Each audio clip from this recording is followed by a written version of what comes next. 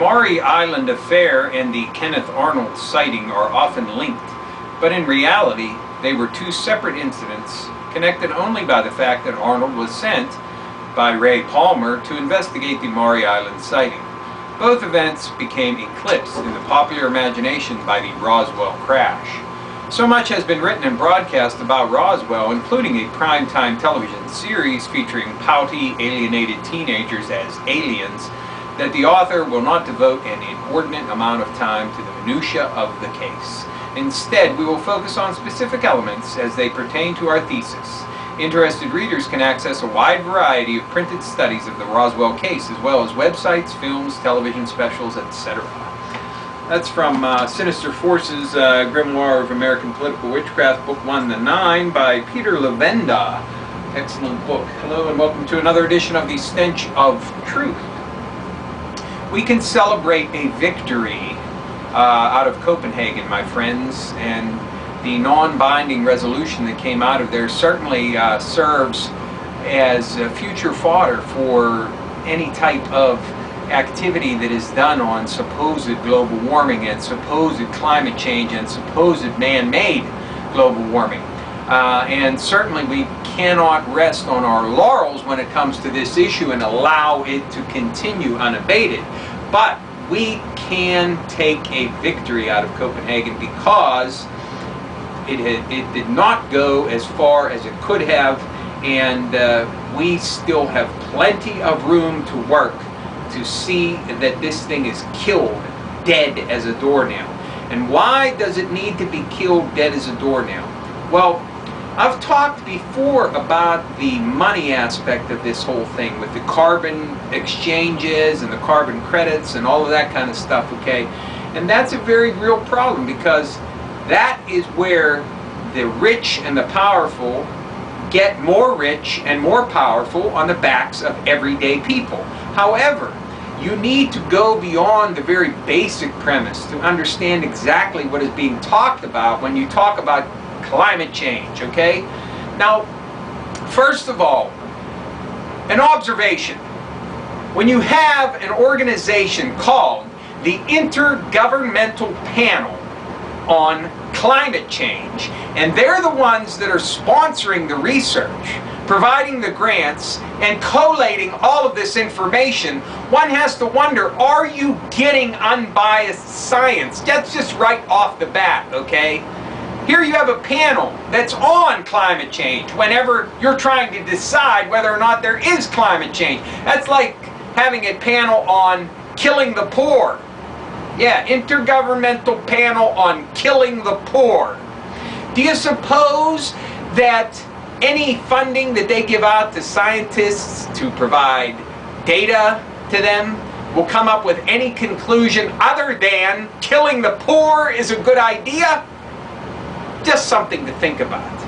Now, the further aspects of climate change. First, there's the idea of energy reduction, okay, which is going to translate into you not being able to use the amount of energy you want. Initially, you're going to have to pay a penalty for going over your allotted quota. Then, later on down the road, they're just going to shut you off when you've reached your limit. Because this is all about emissions. Emissions. Okay? And where does it go beyond that point? Whenever you have cut back on everything you can possibly cut back on when it comes to industry, which will completely destroy what little we have left in this country, what's left? What do you do every day? You breathe in oxygen and you expel carbon dioxide. If you think that climate change is not about eugenics and population control, then you really need to go back and do your homework, because that's what it boils down to, people. Getting rid of you and me. And what do you think is happening on that front in the healthcare thing, which causes me to move into the second point, where we can't celebrate a victory on healthcare?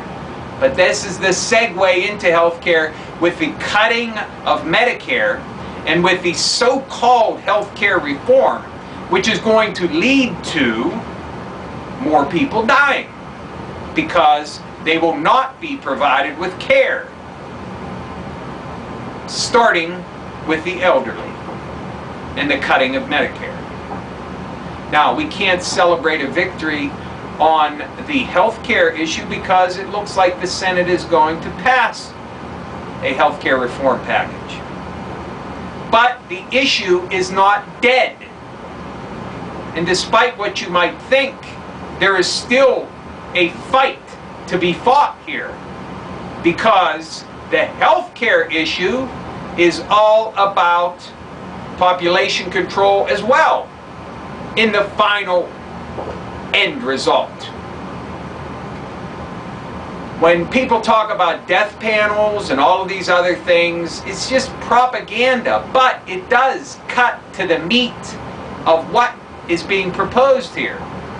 Because ultimately, what they're going to move to is a structured ration care regimen. And that means that when they decide that whatever condition you have is not cost effective to treat, then you're going to be allowed to die. And in the meantime, we're going to make money, just like on the climate change thing, by forcing people to buy private health insurance, whether they want it or not. Private health insurance. You're going to have to prop up private companies and make them richer, while all along, and it moves on to a ration care and to people dying. These two issues are intimately linked. And while we can celebrate a little bit right now for our victory in Copenhagen, we cannot rest neither on climate change nor on healthcare reform, because both of them in the final analysis lead to people dying. On the one hand, the supposed allowing to die of those who would be, quote unquote, better off dead, according to someone. And the outright and wholesale killing of people on the climate change front. Now, certainly that includes population control measures, abortion, and sex education, and all of these kind of things which are designed to discourage people from having children. But ultimately, you're going to reach a point where just not having kids is not enough. And do you think the insurance companies are going to want children to be covered under their policies? Well, they might make it a law that they have to cover them, but everything is going to be done to discourage you from having them in the first place. That way, they won't have to cover their care.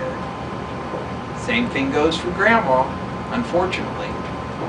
And if you are one of the sad few who actually believe Keith Olbermann when he says that the Medicare cuts are necessary because it's all fraud, waste, and abuse, then there's probably no help for you, because you'll believe anything anybody tells you.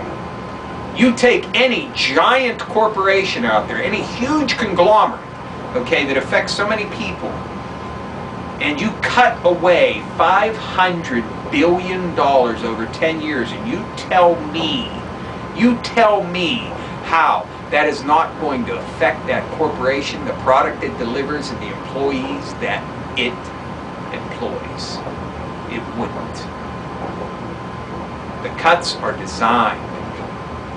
They're to denude the system, and they're to result in the elderly not getting care. Period.